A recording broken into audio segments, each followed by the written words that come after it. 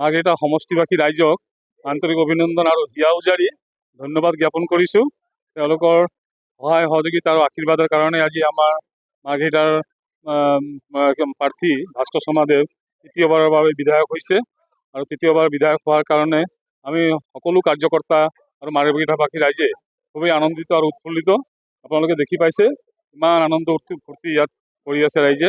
কিন্তু আমি আমাৰ এটাই প্ৰাৰ্থনা আপোনালোকৰ যোগেদি আমি আমাৰ যিখন নতুনকৈ চৰকাৰ হ'ব এই চৰকাৰখনে যাতে দ্বিতীয়বাৰ জিকাৰ পিছত এইবাৰ তৃতীয়বাৰ জিকাৰ পিছত আমি নিশ্চিতভাৱে আমি আমাৰ যিজন মাৰ্ঘেৰিটাৰ যিজন বিধায়ক ভাস্কৰ শৰ্মা তেখেতক যাতে এইবাৰ মন্ত্ৰিত্ব প্ৰদান কৰে তাৰ কাৰণে আমি আমাৰ নতুনকৈ হ'ব লগা যিখন চৰকাৰ এই চৰকাৰৰ ওচৰত আমি আবেদন জনাম আৰু মাৰ্ঘেৰিটাবাসী ৰাইজেও আশা কৰিছে যে তেখেতে যাতে তৃতীয়বাৰ জয়লাভ কৰাৰ পিছত যাতে মাৰ্ঘেৰিটাৰ পৰা যাতে এজন মন্ত্ৰিত্বৰ পদ এটা ভাল কেবিনেট মিনিষ্টাৰৰ দায়িত্ব পায় তাৰ কাৰণে আমি আশা কৰিছোঁ। কাৰণ কেবিনেট মন্ত্ৰী হ'লে তেখেতে মাৰ্ঘেৰিটাৰ কাৰণে আৰু বহু উন্নয়ন সাধন কৰিব পাৰিব আৰু বহুত নোহোৱা কিছুমান কামো আনি আমাৰ মাৰ্ঘেৰিটাত তেওঁ আমাৰ মাৰ্ঘেৰিটাখন জিলিকাব পাৰিব।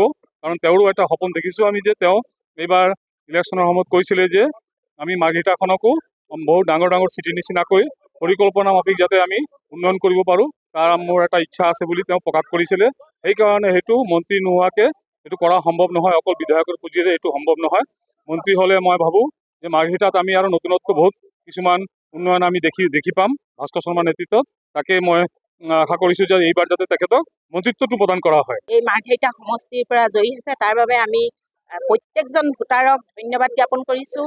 লগতে আপোনালোকৰ চেনেলৰ যোগেদি আমি ভাৰতীয় জনতা পাৰ্টীৰ যিখন ৰাজ্যিকৰ সমিতি আছে তেখেতলোককো আমি আহ্বান জনাব বিচাৰিছোঁ। তেখেতলোকে যাতে আমাৰ এই মাৰ্ঘেৰিটা সমষ্টিটোৰ যিজন বিধায়ক তৃতীয়বাৰলৈ জয়ী হৈছে তেখেতলোকে দলীয় ফালৰ পৰাও যাতে হেঁচা প্ৰয়োগ কৰে। লগতে আমি চৰকাৰখন যিখন বনিব এই চৰকাৰখনৰ যিসকলে দায়িত্ব লাভ কৰিব তাৰ ভিতৰত মাৰ্ঘেৰিটা সমষ্টিৰ বিধায়কজনে যাতে গুৰুত্ব ভূমিকা পায় তাৰ বাবে আমি আশাবাদী। কাৰণ তেখেত বিধায়ক হৈ থাকোঁতে যিমানবিলাক কাম কৰিছে আৰু তেখেতে যদি মন্ত্ৰিত্ব লাভ কৰে তেনেকুৱা দুগুণ কাম কৰিব বুলি আমি আশা ৰাখিছোঁ। আমাৰ বিশ্বাস আছে যিজন বিধায়কে নিজৰ স্বাৰ্থ ত্যাগ কৰি ৰাইজৰ বাবে অশেষ কষ্ট কৰে, ৰাইজৰ বাবে যিকোনো মুহূৰ্তত যিকোনো সময়ত যিকোনো কথাই চিন্তা চৰ্চা কৰি সেই সমস্যাটো সমাধান কৰিব পাৰে।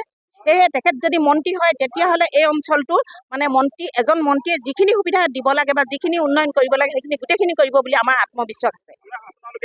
দাবী জনাম কাৰণ তৃতীয়বাৰলৈ হৈছে আৰু আমি মন্ত্ৰিত্ব হ'লেহে আমাৰ যিবিলাক সমস্যা আছে সমস্যাখিনি আমি পূৰ কৰিব পাৰিম বুলি আমাৰ বিশ্বাস।